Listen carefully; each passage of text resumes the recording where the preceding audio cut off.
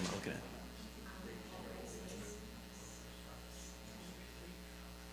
No. Wow, that's quite the typo.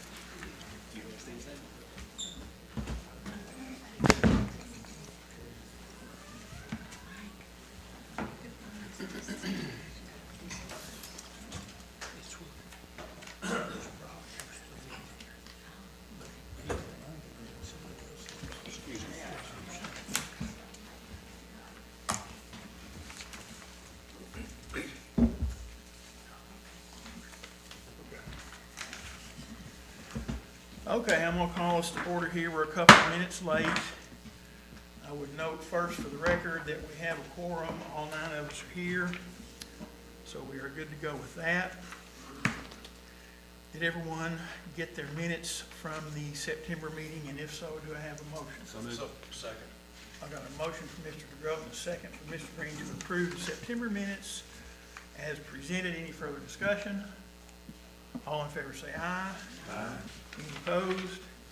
Okay, those minutes were unanimously approved as presented. The first thing on the agenda is a proposed preliminary plat to replat Lot 50 of Faculty Edition and to split it into 3 different lots. And Mr. Davidson is here to present this. And Bear, why don't you just go ahead and give us your presentation here for on behalf of the applicant. Yes, sir. Thank you, Mr. Jordan. I'll share a little bit about the project and then a little bit about the background of the project and how we got to be here today. Kurt and Emily Carlson hired us to work on what's currently Lot 50 of Faculty Edition to the City of Searcy. This is at the northeast corner of Harding Park. Familiar with that area. It backs up to North Moss Street on the east. Currently there's a single family home on the parcel. And this started out, Mr. Jordan, as a submittal for a replat, which is before you today, as well as a PUD initially, planned unit development. At that time, the applicant's original desire or design was to construct 2 single-family homes on what you would see as Lot 50B and Lot 50C on the south side. So north is left on this drawing. It's important. So there's nothing on Lot 50 right now? There's one home on it right now. That's what I assumed, okay. Yes, sir, yeah. Okay, where is it? It would encompass all 3 essentially. I mean, Okay, it's so partially on all 3. Mostly on 50B, it's in the middle of the lot, but. I got you, yeah. just getting the lay of the land. Go Yes, sir, ahead. yeah. And so the reason for the PUD initially was twofold, really. On Lot 50A, the applicant was proposing a single triplex, a 3 unit structure that would face Moss Street. And also because of the dimensions of that structure, none of the lots fell under the normal lot size and setback requirements in an R3 zone. This was delayed once, or tabled once, because of a notification issue, so that was last month. But then between then and now, the applicant held a meeting on the lawn of Harding Park and sent out invitations to the neighbors and met. I was there for part of it. It was on a Sunday afternoon a few weeks ago. There were probably 10 to 15 there when I was there. I think some others came and went for that 3 or 4 hours they were on site. And some of the negative feedback they received, Mr. Jordan, was largely related to that triplex on the north side.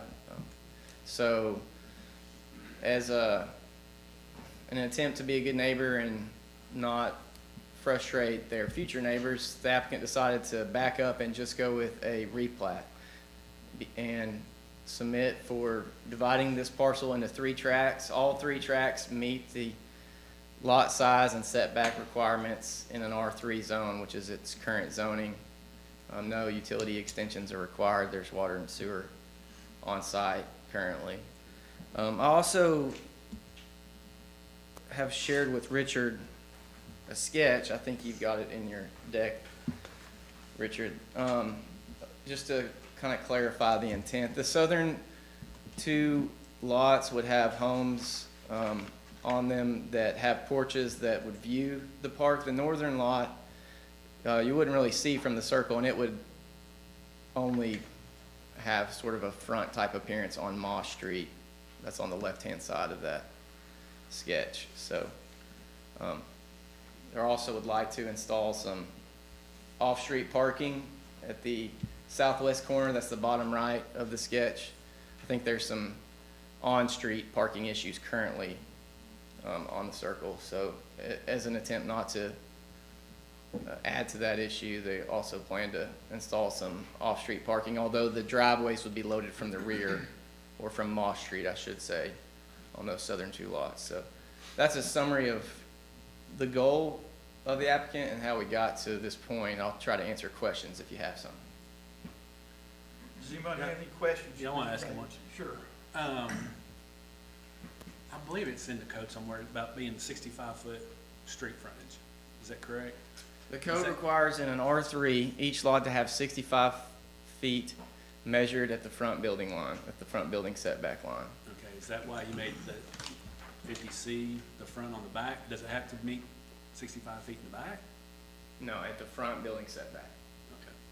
Okay. And it faces Harding Drive, and its setback is actually deeper because we wanted to allow for space for parking. So lot 50C actually has a 35-foot front setback shown on the plat, even though the minimum is only 25 in R3. That was to allow for that parking area. Could you clarify that again? Did you say 65 feet front facing, so this? Can I point at the screen? Sure. Okay. At the front building setback in R3 zone, Richard, you jump in if I misspeak. Each lot must have 65 feet of width. That's the minimum lot width, and that's where it's to be measured for the zoning code. And A and B have that, and we'll be facing Moss. 50C is not facing Moss. 50C has its 65 feet on the other end, I think. Yeah, and it also has frontage on Moss, but that's not the front setback. Yeah. Is there any real precedent in Searcy for, I know it's unique that we have full lot width spanning both streets. Is there any precedent for kind of reorienting lots in this way where, you know, traditionally the front setback is established already in the existing property? Has this happened before? Will we flip it around and reverse front and rear setbacks? Anybody? I don't know, Bear or Well, Richard. I'll add 2 things. It is unique, for one, Mr. Sparks. We brought up like Saddlebrook subdivision has lots that have streets on 2 sides along the highway, and so the developer selected in that instance, the east side as the front. On the original faculty edition plat, which is from like the 50s, I believe, there's no setbacks of front or rear shown either way. and I don't even know if they were in effect at the time, so, they're not shown on the old plat. We feel like 50Cs makes sense for Harding, because you can see the road there on the bottom right, which is southwest actually, where it touches on Harding Drive. The other two do not, they only touch on Moss, so it made sense that those front setbacks would be on Moss to us. And I don't think there's a good, it definitely wasn't spelled out in the code as to how it should be evaluated when there is street frontage at the front and rear. What we could find was that where it says, the language says, whatever is deemed the front, the opposite should be the rear. So there's not really, Deemed by the Right, applicant or by the city or? yeah, and I, as far as precedent goes, not off the top of my head, I think we'd thought about some of the subdivisions on 267 where some of the lots are coming out onto 267 itself, but it's actually on the backside of the subdivision. So I think, I don't know exactly how those were set up as far as the plats, I didn't go look, but just trying to think off the top of my head, if precedent, well, other places of the city where there's basically two streets on either side and you're trying to flip-flop between, I think there might be some areas in that subdivision. So really, if, I mean, assuming this was passed, anybody on that east side of Harding Drive could reorient their, I mean, they could reverse kind of their front and back setbacks, I guess, if they. Yeah. Like if they were to replat, Yeah, if they were to replat, they could. or I guess, Or even, I don't know, the yeah. replating would be necessary. that's not right. like- Yeah. Richard, can you put those pictures of the houses back up there? Now, are these two houses that are pictured, are they facing Moss Street? No, both these porches would overlook the park. So this is the house on lot 50C on the right, and this is a schematic of their design intent, obviously, but not finalized. But then that house you see on the left would be the house on lot 50B. So it's garage, it would have a garage and a door on Moss, but also has a porch overlooking the park area. I It's appreciate in the the images. 25-foot front is actually the back. On lot 50B, Well, I don't know what makes it the back. It's got a garage and a door. a garage and The what else face. you say, storage shed? No, a door. To me, it can get real hard to define the front and the back. I mean, as long as a lot has 65 feet somewhere on the street, I can face my house any way I want to, right? Well, So we'll I would, call it the, you know, yeah, I do think, I mean, I would say traditionally in ordinance in ours, this does meet the letter of our code, but, you know, for irregular shaped lots, when they're not rectangular or square, and, you know, sometimes that 65 foot is taken a little bit differently. It maybe is the mean or the average of the lot width as opposed to the front setback, which helps define it when you have a orthogonal lot, but it's, you know, gets less, more interpretive when it's irregular, I guess. But I would say I appreciate the imagery. I want to, you know, I think, I don't want to speak for everybody, but I think it's sort of independent of whether this, you know, replotting is, it's not really here nor there as far as assessing this current applicant's proposal yeah, for I the think subdivision. that's true, and I think we all know that. I agree. Yeah. We, Yeah, and yeah, you're right. we discussed it, because that's not what you're voting on, right, is what you're saying, I think, what you're voting on the plat. We had shown that to the neighbors at the meeting when there's a PUD, and so Mr. Carlson like, well, let's include it for the public meeting, so it'll be on the public record that this Yeah. is what our No, I intent think is. it's helpful to see. Sure is helpful. Does anyone have any more questions for Mr. Davidson? No, but we need to keep in mind those pictures they presented is not, that doesn't mean that's what they have to build. They can still go Exactly, in there. yeah, that's the whole, exactly, that's just, That's, and, it's just, it's neither here nor there. and then something else that we're dealing with, any lot in Searcy now, soon to be here in the next month or so, they can put an ADU on there also. So you actually can put 6 units on those 3 lots. Yes, yeah, that's right. To a certain size, yeah. Anybody have any further questions for Mr. Davidson? If not, thank you, Bear.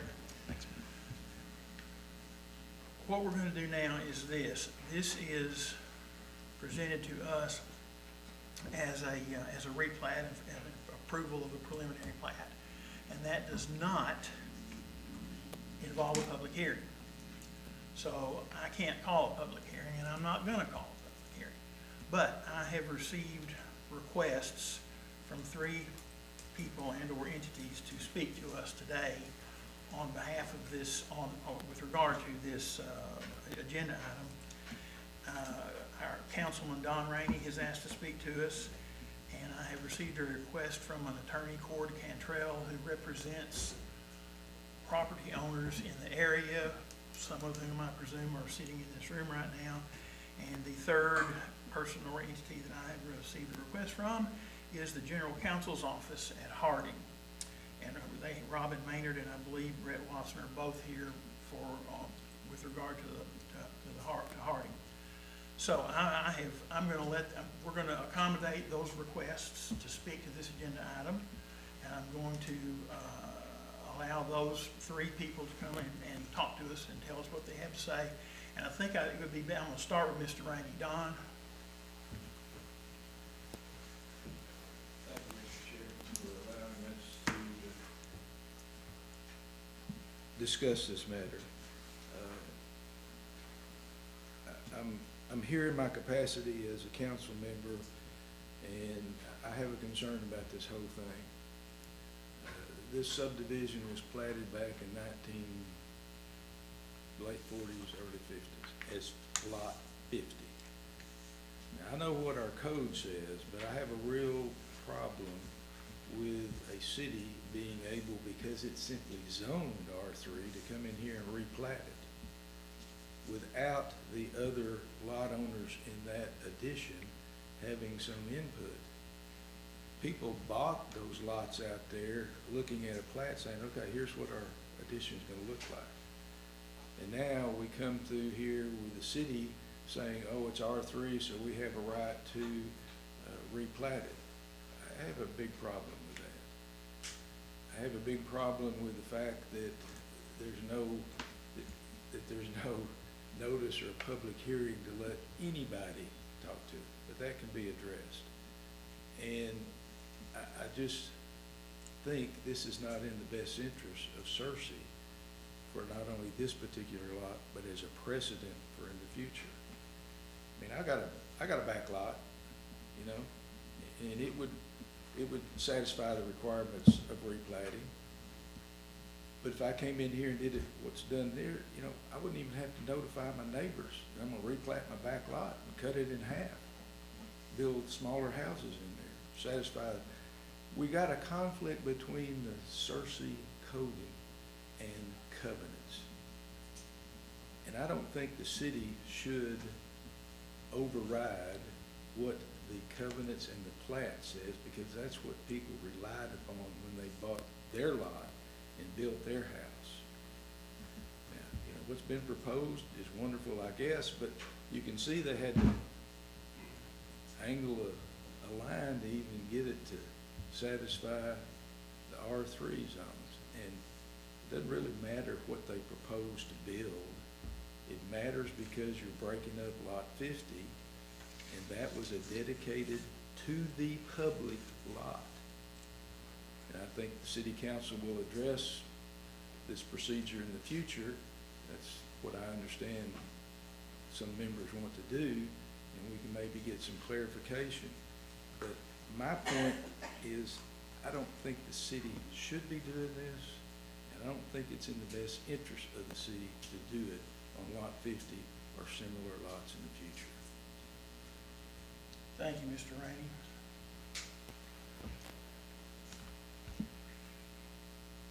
Mr. Cantrell?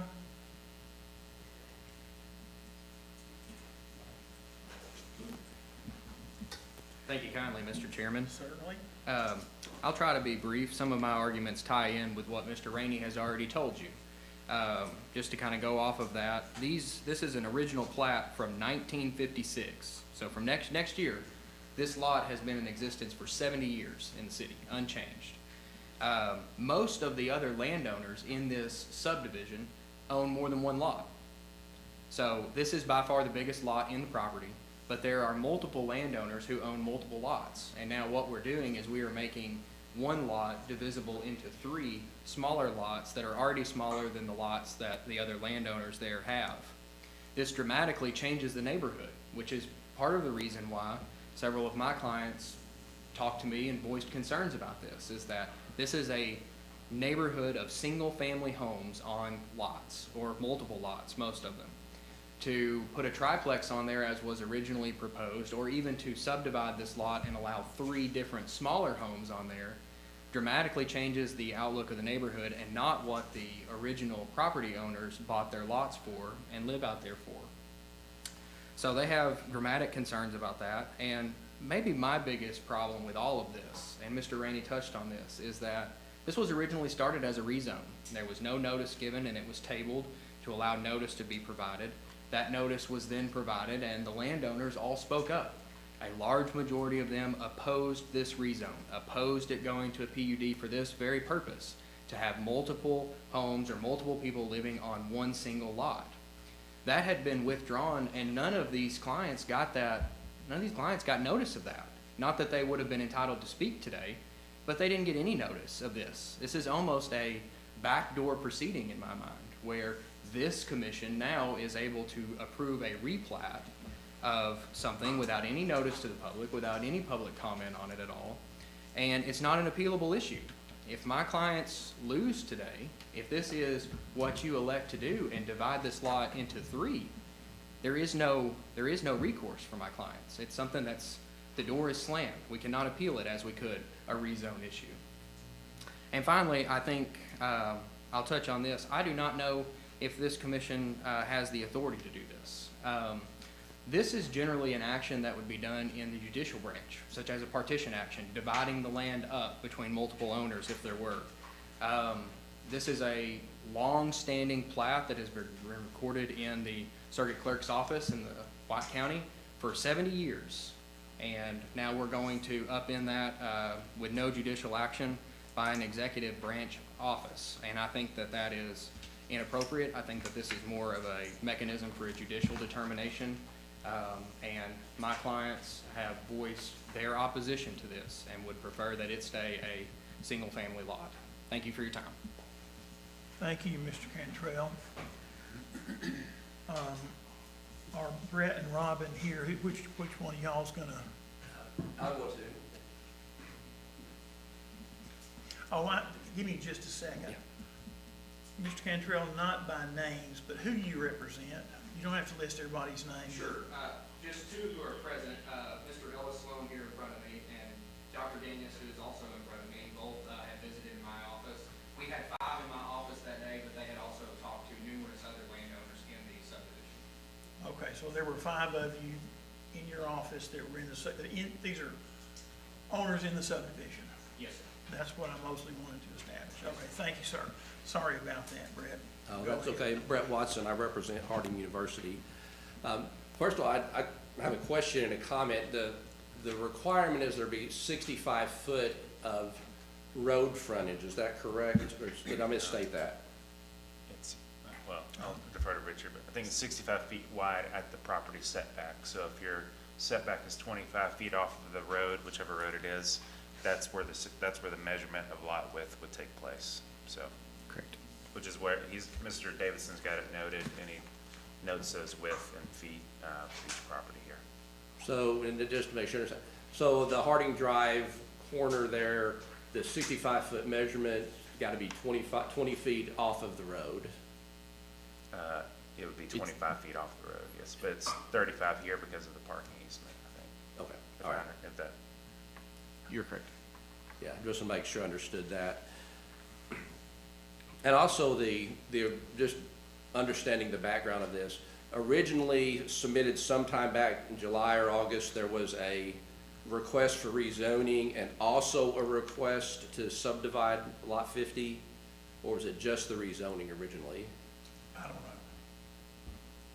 It never came to the commission. They pulled it before it got to the commission, so it was never brought to the commission. It just was administrative. Let me clarify that right quick, Brett, since you brought it up.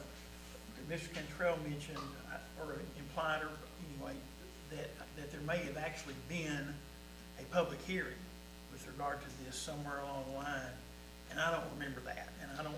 There was This- signs placed on the- the property out there. There have been two Oh, there was applications. notice of a public hearing that was never held.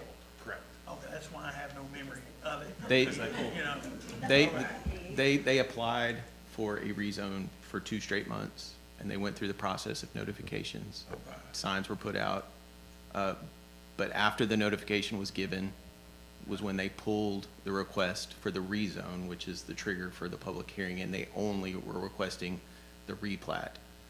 So, yeah, there was no, there were advertising for the rezone, public hearing on the rezone, but not, when they decided not to do that, Yeah, there they never told our was a public staff, hearing. they said, we don't want to pursue the rezone. We said, okay, we will just submit the plat. Okay, Brett, sorry again. No, that's okay, that helps. So when was the application for the replat submitted?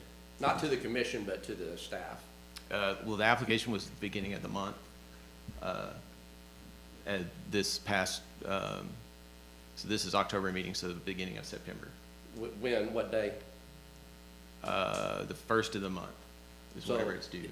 It was, so Bears submitted the application on September 1st? I don't know what the first of the month workday, Well, it was September 1st, I believe. It was the first work day of the month that it was actually submitted. that's when the application says it's due. Is the first working day of the month. My question was, did Bears submit the application to the commission? That was Labor Day, so it was the second. They submitted it on September 2nd. Okay, do you have records of showing that's when it was submitted? We have an application turned in. Okay, and is the application file marked? Is it dated? Yes. Do you have it with you? No. Well, we have a copy of it somewhere. Oh, that's right. They had submitted the original application in August. They tabled it till September. We kept the open application and worked with them, which is typical of what we always do. Okay. So a few legal points on this, I would say, is that the dedication deed here from the 1950s provides no mechanism to subdivide the lots. And I think what we do have here is a subdivision. It's a replat. And while this commission may have legal authority to approve plats, I think there's a distinction between platting something and replatting something. And I cannot find any authority in the regulations for this commission or the city ordinances that authorizes the approval of a replat of an existing subdivision lot without the city council's authority or approval.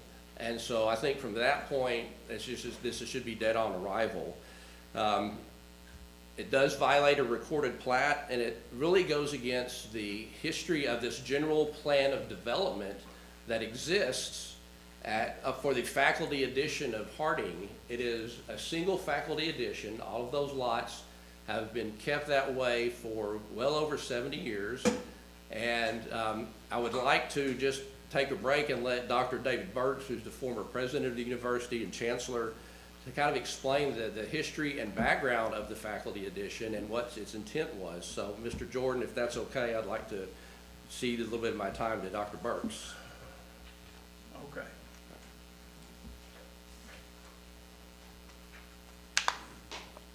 Well, contrary to my appearance, I was not here in 1950 when this took place, but obviously I'm very familiar with the development of Harding Place because I've worked with it for 50 years. And while I was not here, I'm aware of the fact that covenants were in place, and this was all intended to be a single-family dwelling. And we've gone through lots of iterations of that, and the intent was always for this to remain as Harding Park. Harding originally owned this land, then they subdivided it. This was back during the days of Dr. Benson. When he was president, it was then sold to individuals for single-family homes. And the expectation and people buying it were buying it as though it was one unit And that was the history of it. So I'll just make that statement that that was the original intent and substantiated over 50 years. Thank you. All right, thank you, Dr. Burks. Can I ask a question? Yeah, Are those covenants still in effect? Well, and question. this, go ahead. Good question. Yeah. Well, this is where research is still being done on this, and Don Rainey actually knows more about this than I do. Can I let Don answer, or you want me to take a shot at it? There are 4 different plats in the faculty edition that I can find in the record. The first 2 did not have any accompanying covenants. I think they were supposed to because things got recorded, but I can't find them. The 3rd and 4th edition does have covenants and everything. But Brett's right. The plat is the plat. There is no provision in the plat for it to be changed. My concern as a council member is we've got a real conflict between the creation of subdivisions and what planning commissions can do just because of zoning something in our code. That's my concern. And I will say that I do have a copy of the bill of insurance for lots 54 to 65. Those go on, that's kind of the southern edge of Harding Drive. And I think Don is right. There should be bills of assurances in the records for the lots 1 through 53, which goes along Market from, is there any way to, did we have a thing of a larger overhead picture? I don't remember of the, that whole area. But basically goes from Moss down Market to what's Lot Tucker Drive now. Those are lots 1 through 26, the faculty edition. Then you drop down to Harding Drive, and lots 27 to lots 53 are kind of the northern edge of Harding Drive to the east, about halfway on the eastern side. Then 54 to 65 are along the southern side. And there should be, again, these are the bills of assurance for lots 54 to 65. There should be in the records, and we're still looking for those in the property records, that have a similar bill of assurances. And so to answer, whoever asked, Larry asked the question, that's the answer, that we're still looking for a bill of assurance to cover the first one, lots 1 through 53. So.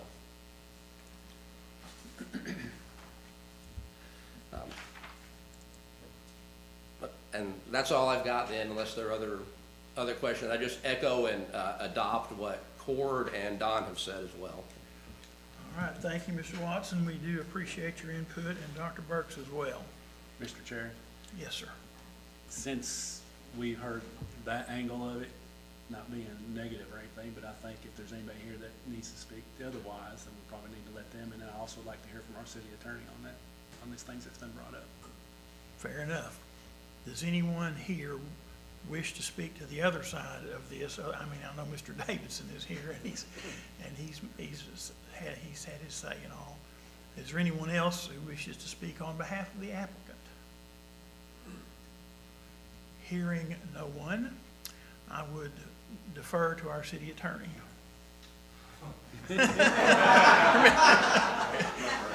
Remember, I didn't bring this up. This is, Richard, now, so lots of friendly faces in the room, obviously, right?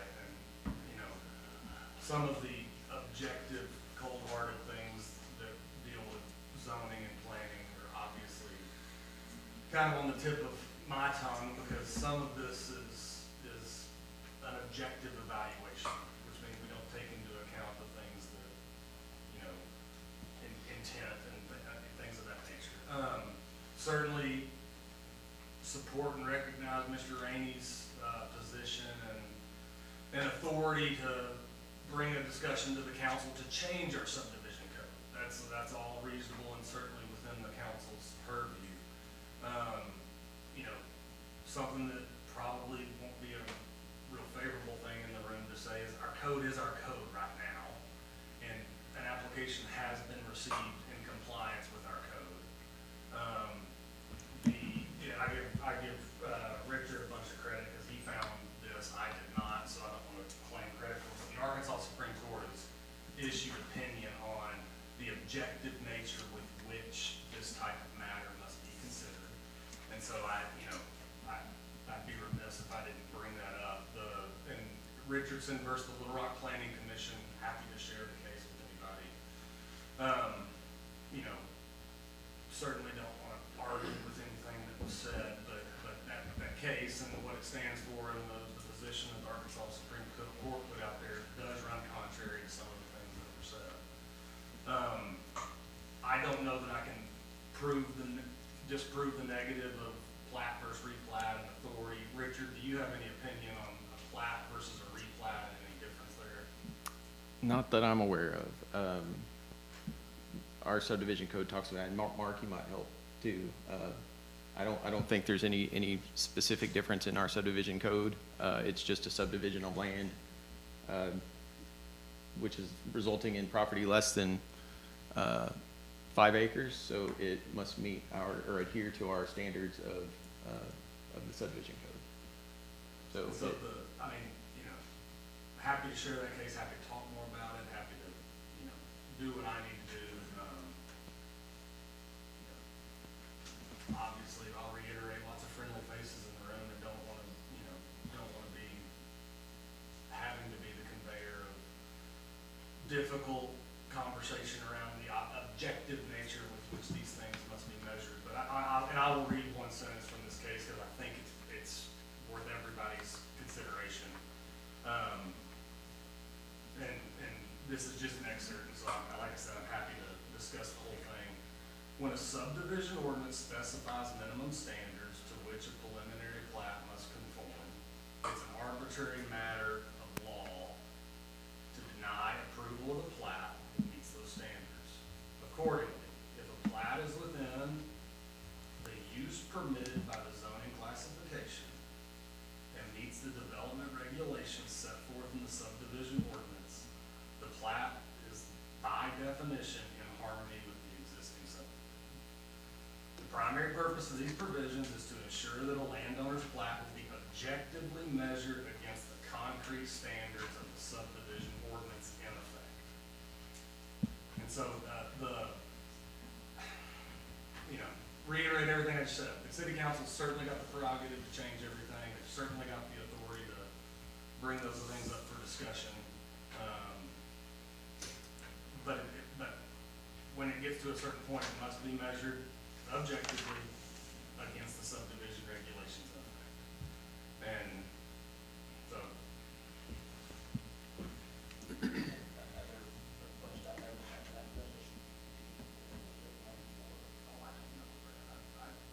I'll get the applications and don't know. So, Richard, and just so everybody knows, as a community, like, we all brag on Richard all the time, but seriously, we're in a great spot. Richard knows his stuff.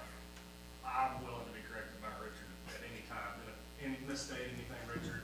No. Anything you need to add there? No, and this is, you know, this is kind of the crux of municipal planning. You know, the state allows municipalities to plan and regulate development of land.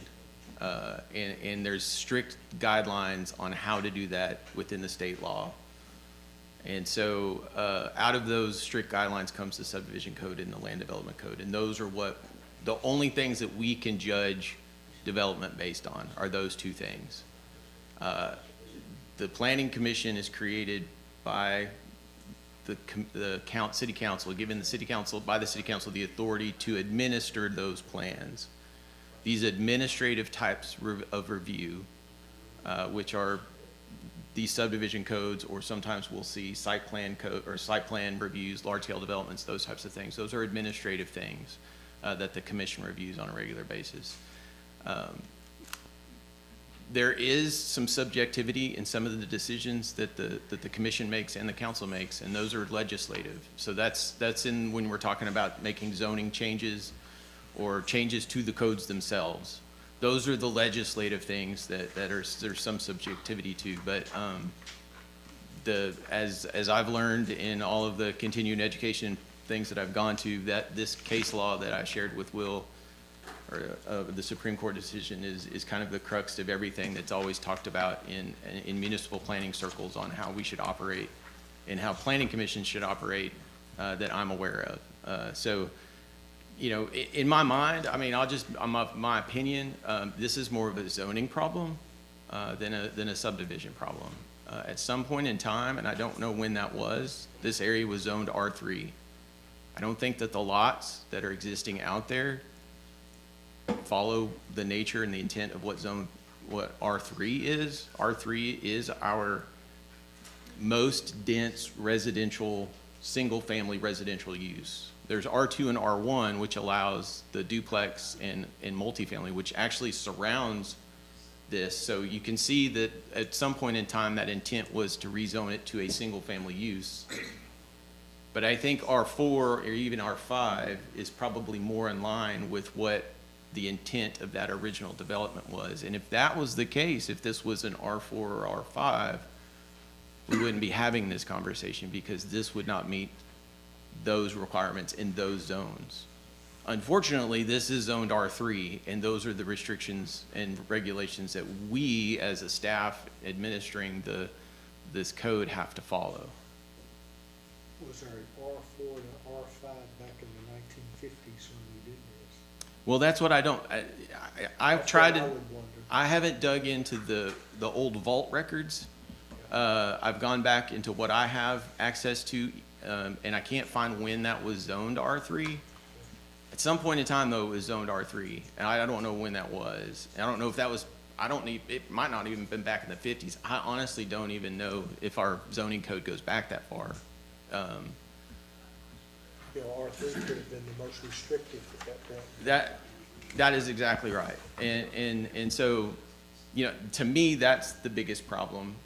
If it was a different zone, we wouldn't be having this problem. Those property owners would be protected by that zone. And it could have been. Right. Looking back, it could have been, so. That's maybe right. just overlooking by the city, looking at what was more restrictive, maybe when we went to an R4 or R5, that should have moved to that zone. Yeah, so I don't know, like I said, I don't know the history of that zoning, because this plat is so old. I don't know when exactly that was zoned R3 or what R3 was back then. If it was, and then that just carried on over the years, but that's what it's currently zoned. That kind of information can be real hard to find. That's right. I'll tell you. Yes. Well, that's the reason I asked about covenants, because a lot of times the covenants do say, that you can't divide the lots. Oh, yeah. But a lot of them, you can go ahead and buy two of them and build a house on, you know, in between the two lots. But you're not, that's why I asked about the covenants, and, you know, that would help dictate what the intent was. I feel pretty sure that over the last 9 years I've been on here that we've done this before on other subdivisions. So if we take the outlook that was presented today, how does somebody that's in a subdivision that has a plotted lot end up ever dividing, or does it never get divided? So maybe all the ones that we did do the last umpteen years, that was not done correctly. Okay. I mean, I've had that same thought while I'm sitting over here. It's like, we can't prove he mentioned that he researched and certainly trusts his ability to do that, but he can't find any difference in a plat and a replat, right? Right. It's like, well, we've certainly been replatting, and not a few, right? And so, okay. I don't know where you're swimming with on the same question.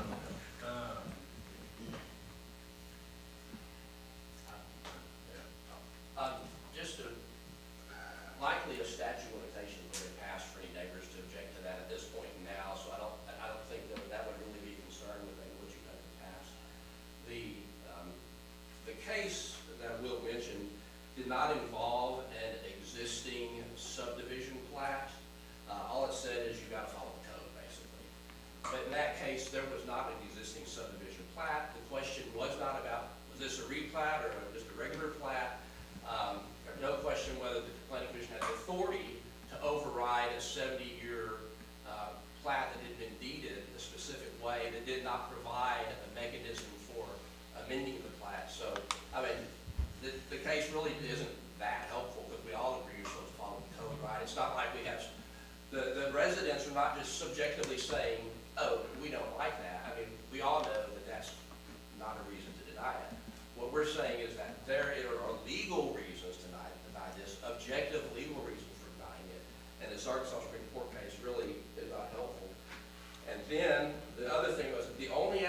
application we have is a request for planning commission action, okay, fair enough, for a change to PUD, dated August 4th.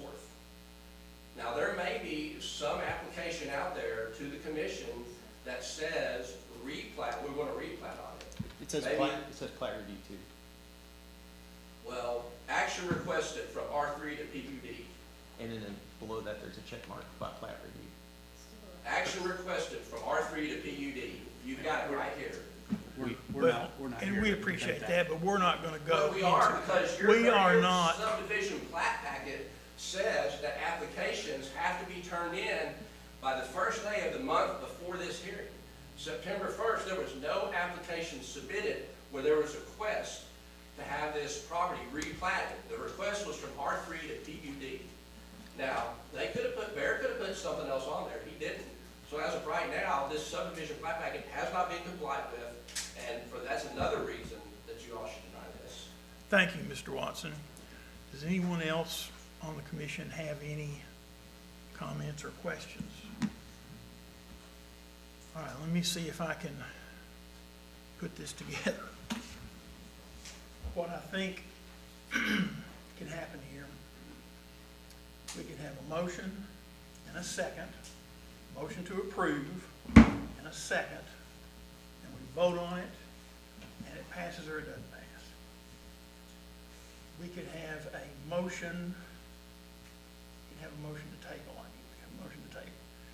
Or we could have a motion to approve it that doesn't get a second.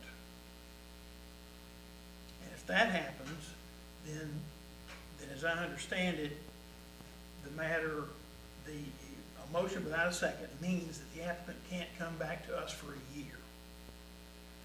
The other possibility that I can see is no motion. And if there is no motion, then we haven't denied it. And as a matter of law, I think it hasn't come before the commission, so the applicant could come back next month. No motion means the applicant could come back next month. Motion without a second means applicant can't come back for a year. And then we, the other possibility is a motion and a second, and we vote on the thing.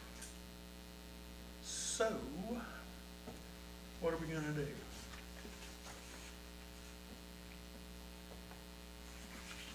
Mr. Jordan, could I ask a question? Quickly, yeah. Yes, sir, thank you.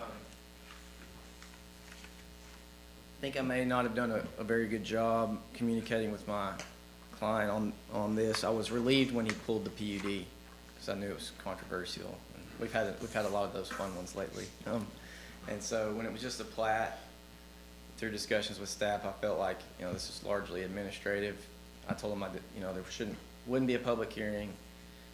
He asked if he needed to be here. I said, I don't think there'll be a whole lot of discussion. So I think I did a poor job there. I would ask if you would consider to table it and let us, I think there's a lot of questions remaining. I'm sure we'd all like to be done with this one today and have it resolved. And a lot of good folks I respect have given their time today to show up here, and I respect that as well. But I think, given the discussion today, my client would have preferred to have been here, and that's my fault. And that'll also, look, that'll give Mr. Rainey an opportunity to conduct a discussion with the full city council and consider any adjustments that they need to Okay, make. so tabling it is an option. Just a thought for discussion. Sure. Yes, sir. All right, thank you, Mr. Davis. Okay, I think I've been through it, and here we are. We can table it. If there's no motion, it's kind of the same thing, it seems to me. Is anyone gonna make a motion? I'm gonna give us a countdown. 5, 4, 3, 2, 1, 0. Hearing no motion, this agenda item is concluded, and the No action taken.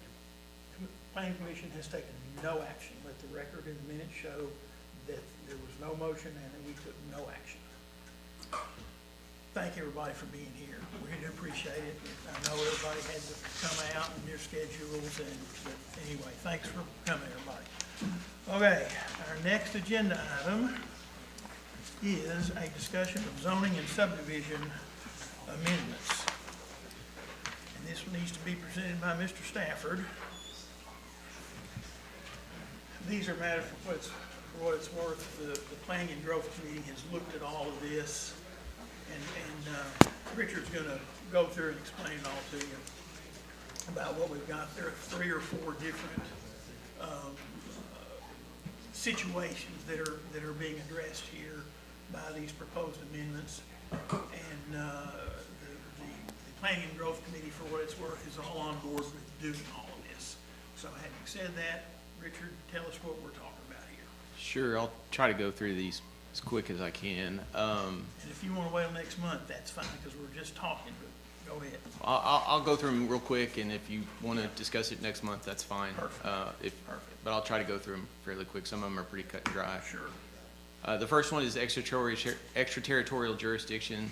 This is in response to Act 314, where the state legislature voted this year to take away the city's ability to regulate outside of the boundary lines of the city.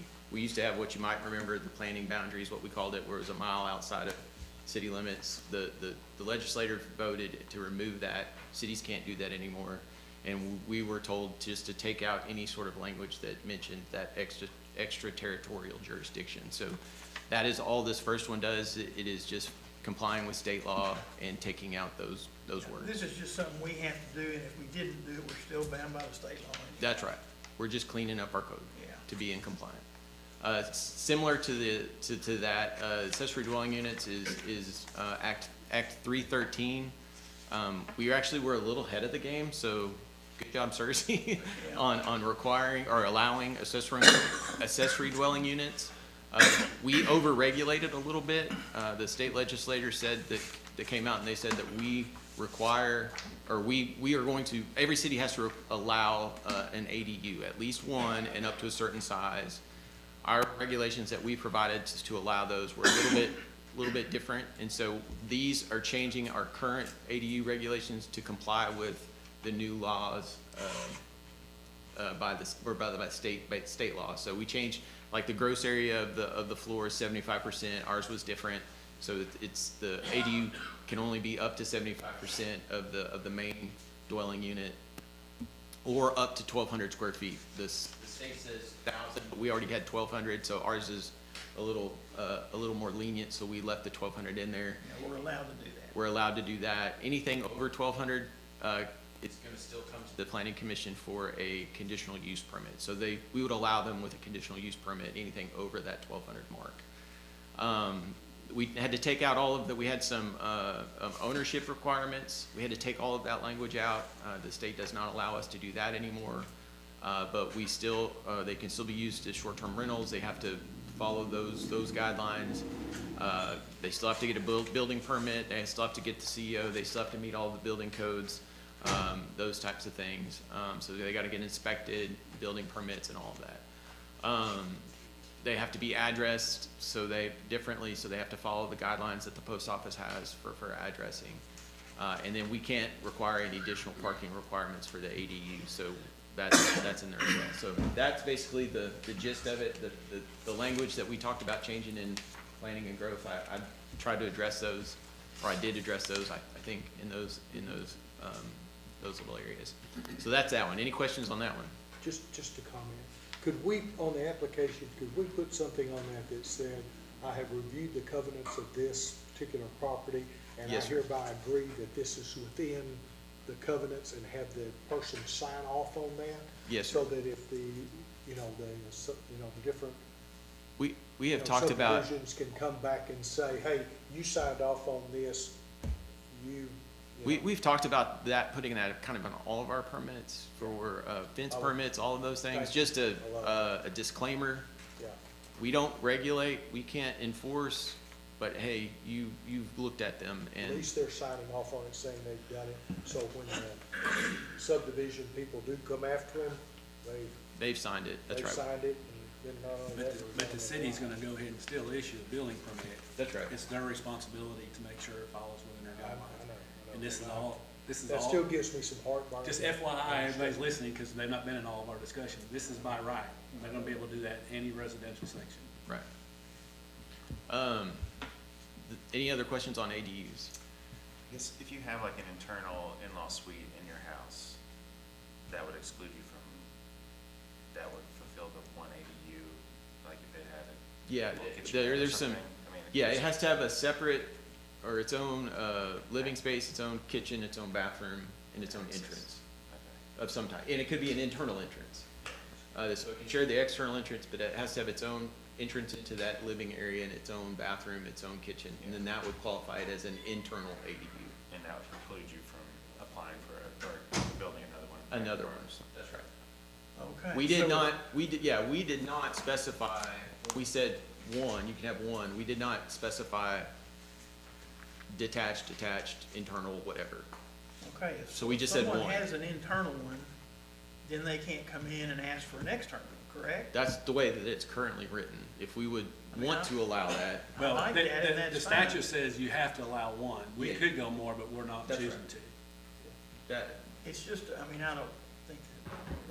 how But are that we may gonna- be a question on the application that they answer, that they don't have an internal. How are we gonna know that they don't, everybody who comes in and asks for an external one, how are we gonna know they don't already have an internal? the only way we would know is if they were remodeling a house to do one. Yeah, so we don't would have any way record of it. knowing that. But if it's already existing now, it'd be tough to go into the house and Yeah, I'm inspect sure it. mother-in-law's already living there. We don't know that. We don't have Right. any way of knowing that. So those people are gonna, if. Yeah, that would be a tough practical, one to they're gonna enforce. probably get another one. But then Unless- we don't really care if mother-in-law's living there anyway, do we? Yeah. Right. No, I mean, I don't. Is it your mother-in-law or your wife's mother-in-law? Oh, let me go. Remind me, let's see, do you still have to get like a permit for short-term rentals here? Yes, so you, Yeah. business license, and then you'll have to do a safety inspection to make sure that it meets, fire safety. That has it on there. Yeah. So, yeah, so I it mean, does, Personally, if I had one in my basement, say, a little mother-in-law suite, whether, I sort of make the distinction between whether that's like an Airbnb space or like a, guest coming in versus, if I had that space, I would prefer to be allowed to still build an independent unit in the back, assuming that I'm only using one of those for short-term rental property. It seems like a little bit of a distinction there, but it's probably nothing that'll ever come up, I guess. Maybe. yeah, the internal one, yeah, we didn't really think through the internal versus allowing one external. I mean, it could be something if we wanted to think about allowing an internal and then one detached, I don't know. And we could add that provision if we wanted later to. on. Yeah, What we're if trying- we start to see that, that's a good Yeah, point. exactly, and that's, I like the point, because you, That's a again, good point, Mr. we're We not gonna can- know if there's an internal If one we or do not. have those issues, we can look at Yeah. making that change. What we're trying to do right now is get in compliance with what the legislature has recently forced us to comply. That's right. I like it. Oh, yeah. I think it's a good development. I think it's good too. The next one was brought to my attention. There was a gentleman who lives in River Oaks. He came into my office. He wanted to build a decorative fence in his front yard, which he understood that was not allowed in our code of any type. He was wanting to build a short, like kind of a wrought iron type deal where you could see through it. And he had done his own research. He saw that there was other towns. It was pretty common in other towns, other cities, that would allow those types of things. And he didn't want to come and try to ask for a variance or any type of special treatment, but he thought, what's the process of potentially adding this into our code, which I appreciated, and so I took that discussion to the Planning and Growth Committee and asked their opinion. They said, let's write something up, see what that looks like, and so that's what I did. We took that to the last month's Planning and Growth meeting, and that's what this regulation is. It's allowing a small ornamental fence or wall up to certain heights. It has to meet these requirements. So the material should be decorative. Solid fences or wall, you can't go higher than 3. Anything, if you want to go up to 4, then it's got to be 50% visible through. And then it can only be a rail. If it is one of those open ornamentals, which is 50% visible through, it can only be a rail, split rail type fence or a picket fence or a wrought iron fence. And so then we added some language in the fence code in general, which I put those that we had discussed in more of the general provisions of the fence code, the things like if if portions of the fence are constructed in a utility or drainage easement, it may be subject to removal and repair at the expense of the property owner. So I added that just in general, because as Mark had mentioned, you know, that's already a problem we have in backyard fences, is people getting their fence torn up when they're in a drainage easement or something. The other one was fences obstructed near constructed near intersections must comply with the visibility requirements found in the, and so if it's on a corner, it's gotta meet that visibility triangle. So I put that in the general provisions of all fences. For all fences. So those were the changes there. Other than that, it was just the renumbering changes. And then the last one, this one is the street paving requirement. This came out of the discussion with the Stevens lot, Ruby Stevens lot, the plats, another plat, that had a existing gravel drive, and there was the question on, and a lot of this discussion that we were talking about with this previous plat, some of that research was done because of this plat, but our code is pretty ambiguous and doesn't really say that a street or road, if it's private, has to be paved. And I think the intent or the wishes, as we talked about in Planning Commission and in our Planning and Growth, was maybe we should require that all private roads, private streets should be paved or follow the same requirements that we require a public street to be. Yeah, we were requiring curb and gutter. Yeah. But no pavement. No pavement. So what this does is it adds letter K to just our general principles of design in the land development subdivision code that says that all streets or roads, I took out the term alley because as we were discussing it last week, there was some ambiguity between alleys and driveways, and we didn't want to get into that. So I just said streets or roads, and basically the difference between the street or the road is the street is dedicated, by definition in our code, a street is dedicated to the public right of way. A road is not, so it's kind of a road is a street's not a road, or whatever, those types of things. Anyways, so streets or roads in proposed developments or subdivisions, so any new subdivision, any new development would trigger this if it's private or public. So if it's dedicated to the city or if it's a private drive, must meet the requirements of Chapter 4 in this code, which is the design standards, the pavement standards for streets. So it's got to do that, and then we put an exception in there, just like we did the exception for the gravel parking lots here recently. That would be if it doesn't negatively impact the public, if the design conforms with sound engineering design and accepted construction practice, if the proposed alternate is innovative, or use of pervious paving materials in accordance with low impact design, or if the design meets the requirements for heavy vehicular moving, meaning if we can get our fire trucks and our trash trucks down there, then the design meets the spirit and intent of this section. So if it meets all of those, then they could put something other than the asphalt or the concrete, which is what chapter 4 says. So it gives somebody some alternative design if they want to try to be an innovative or trying to do something for the environment or whatever that might be. So that is all of it. Okay, the purpose of this today is discussion. Yes, sir. And to get this in front of all 9 of us, and certainly right now, I want y'all to ask any questions you want to ask of Richard, do that. But we're not here to vote on anything today. Yes, sir. I did not mention that. Thank you. I was going to say that this is up for discussion today, and my hope is intent is if this language looks good and it's something the commission wishes to move forward, to go ahead to vote to set a public hearing on this language for next month's meeting. Then you would hear a public hearing on these changes and then take it up for a vote that month. Did you define street and road and those things? It's already in. there? Yes, sir. Yes, right. That's why I took out the alley. Streets and roads, it's defined in our subdivision code. That's what I was saying. A street is basically a road that is dedicated to the public. Thank you. Richard, I have a similar. A street is defined, a road is not defined by it. Street's defined as a dedicated, accepted right of way. Right. The road bed is defined, but not a road, that I've seen in the definition. Okay.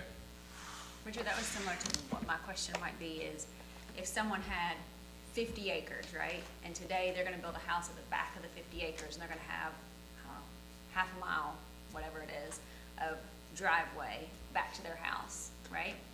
But at some point in the future, they decide to put houses all down that 50 acres. When does it become a road or a street?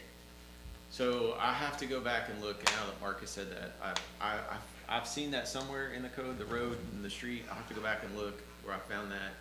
My understanding was the road is something that is used, by the general public, so meaning like in the instance of this plat that had the gravel road, that's considered a road because it's being accessed by the general public. Whereas a driveway is not accessed by the general public, it's a private drive. But it's a general public, if it's my driveway going back to my house and the trash truck is coming down it and the fire truck's coming down it and the ambulance is coming down it, it's public.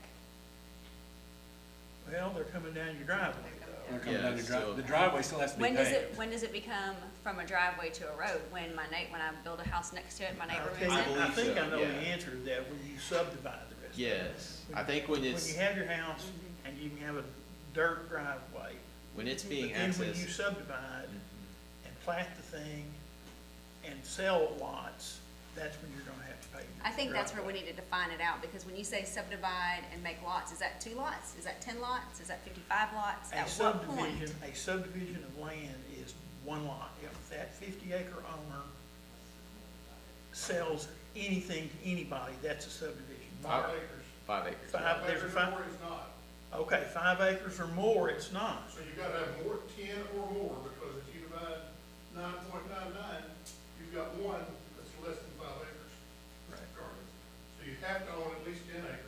So this 50-acre owner, He could divide into Could sell 40 five- and 10 and not ever come to see you. yeah, And have a gravel drive. And have a gravel drive, but when you So start, does that meet what we're trying to do? I mean, that's Yeah. not a public road. It's not a public. well, that's not good. Well, Yeah, I thought you that's said the not- driveway had to be blacktop. No, only in That's the, only in the what right it of was way. Only what? Because that, Only in the right of way. Back to the right of way, yes. that goes back to the one that we were talking about as the example. I don't remember how many acres that was, but that could get us, Into That the, could- yeah, we into could the all- position that we were in before with the dirt road. So, if we had 100 acres, we could all take 10 acres. so the definition. And we don't have to have a road. We can have a Yeah. gravel drive.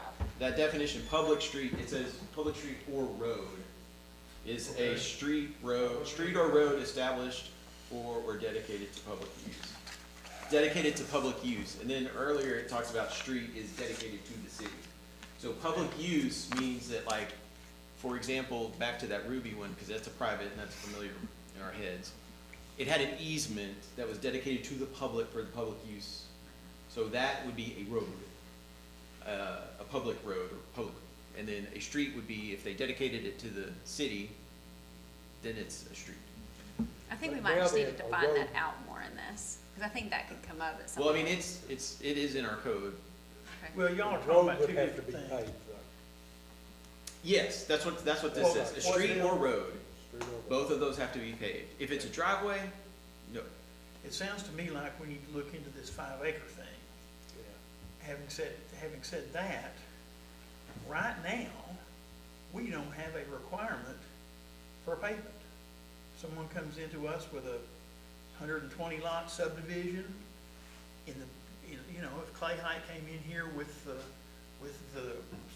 horse subdivision today, we could make him, and if he started over today, we could make him do curb and gutter, but he could have dirt roads No. in between the curb and gutter. No, now, if there is a number, correct me, Mark, 28? there's a number of lots that triggers what we all think subdivision. Now, I'm not talking about just a subdivision of splitting land, I mean like a residential subdivision, like what you're talking about. 100 acres, there is a number of defined lots. Yeah, Is that correct? incidentals cannot be more than 10 lots, I believe. So, yeah, anything over 10 lot, Yes, but this for subdivision, there's no definition in our code for the number of lots or the acreage other than the 5 acres. but unless he's gonna come in and he's But gonna take, no matter what, we're not requiring pavement right now, are we? yes, only. Where, when? Only if he comes in on 100 acres and he subdivides it into more than 5 acre lots, then that does not come before the planning commission. Yeah. And so And then in that's that what we need case, to look at. but they would have to be over those 5 acre lots.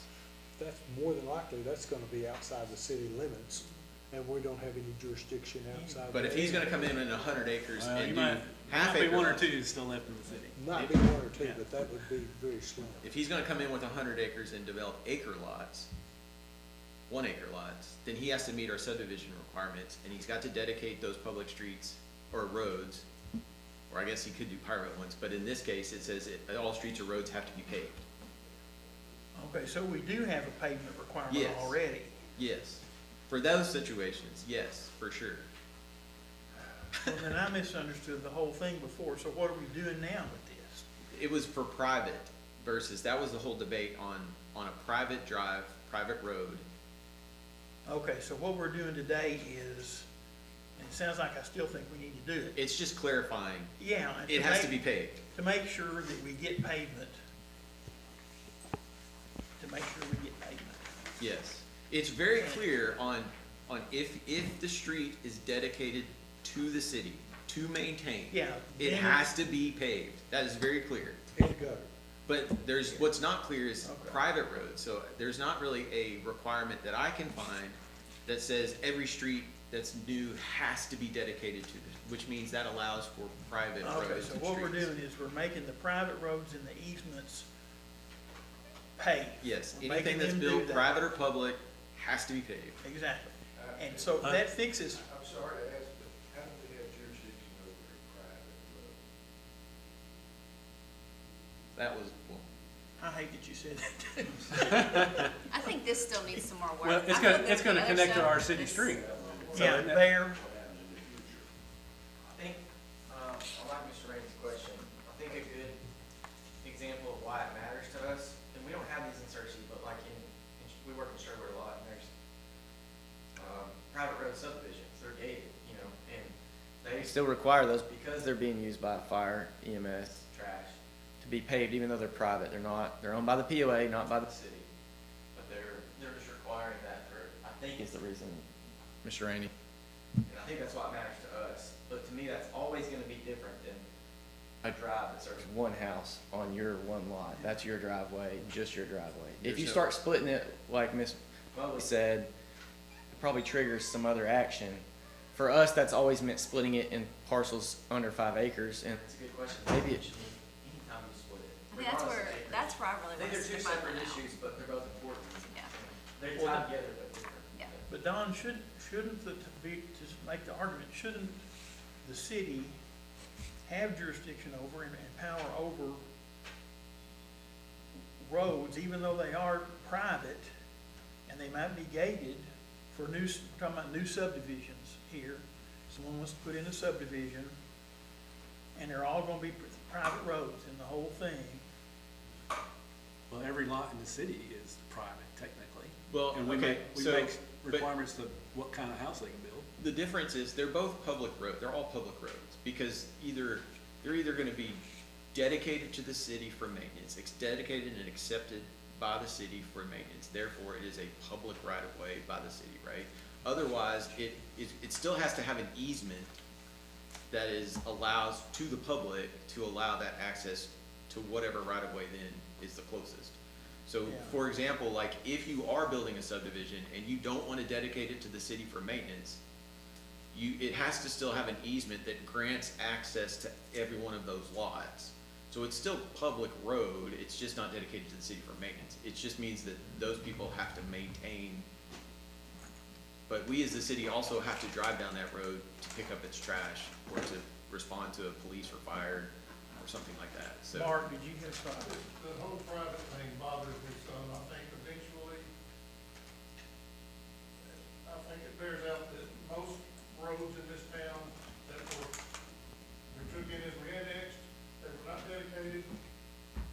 Everything becomes a city road, city street. As a practical Sooner or later, matter. somebody's gonna call my office and Exactly. say, come fix my pothole. And after whoever created that subdivision is dead and gone, people are gonna forget that. And I know we can say, well, you know, go back and look up records. And I think it's a problem, I think it's a potential problem to allow people to have these private roads where we're in the city limits, where we're gonna have to, what you just said, the scenario you just laid out, where the property owners association or someone else beside the city is responsible for maintenance of the road. Well, people are gonna call Mark. And I think, my friend Mike Miller used to say this, they're all public roads. There's a letter somewhere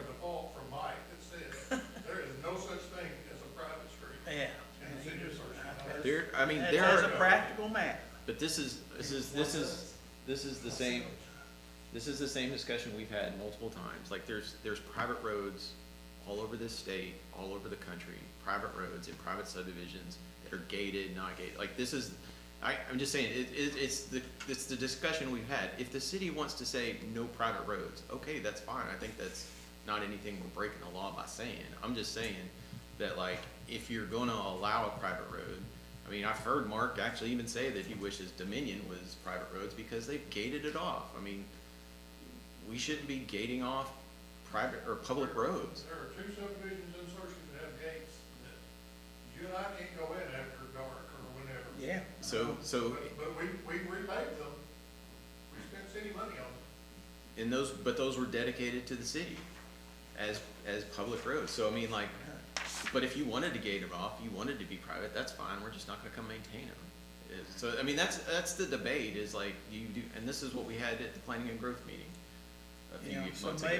so maybe we shouldn't, if we're kind of getting off and we're gonna have to go, but maybe we shouldn't just, maybe we should just make them all be public roads. Make them not have private. Well, I thought that's what we were doing, basically, unless it meets all 5 of those We were allowing restrictions. we were allowing the private roads. It's just that there was the ambiguity was if it is a private road, does it have to be paved or not? Curb and gutter payment. So at least what we're doing today doesn't solve these other problems, but it does solve that one. Yeah, every road has to be Every road's paved. gotta be paved, whether you can call it Whether, private yeah, all you you call it want. private or not, You gotta pave it. with the exception of a driveway.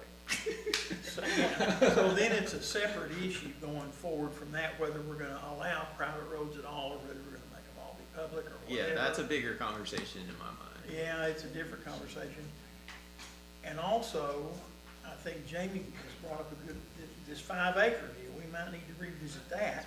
But I'm not so sure we can't do what we were gonna do here anyway, and then revisit the 5 acre thing in addition. Oh, for Is sure. that, Jamie, am I right or not? Mm-hmm. If I'm not, then. Yeah, I, This was really, it was in response to that plat, right? Everybody, I think the heartache on that plat was that gravel drive existed. And it was gonna stay that way. Well, There it had was 3 nothing- existing houses on it. And there was nothing in the code that we could concrete point to, just like we just had this discussion with this previous plat. There wasn't in the code anything that we could concrete point to that said, you have to pave that road. And I think that's what gave a lot of folks concern about that plat, was not that they were wanting to split all those lots, it was that the access to those lots was a old gravel road and they don't plan to improve it. Let's say Hartburg is concerned. Hartford. Okay. And so that's what this addresses, that, so in that particular instance, if this was in place, because it's a new subdivision, so they're subdividing this land, and there is a road that's going through it, this new thing would say, that's fine, you can subdivide it, you don't even have to dedicate it, but you gotta pave it. Unless you can prove that you're doing something of those 5 things. Okay, can we agree to move forward with this based on what it says here and set a public hearing next week? Or do we want it next month, or do we want to study it more? Realizing that we're gonna, and I think we've established, and Richard, you need to move forward with this, you know, at your office, that to rethink this 5 acre business Sure. and to rethink the whole notion of private roads and easements and things, and the city having, looking to someone else for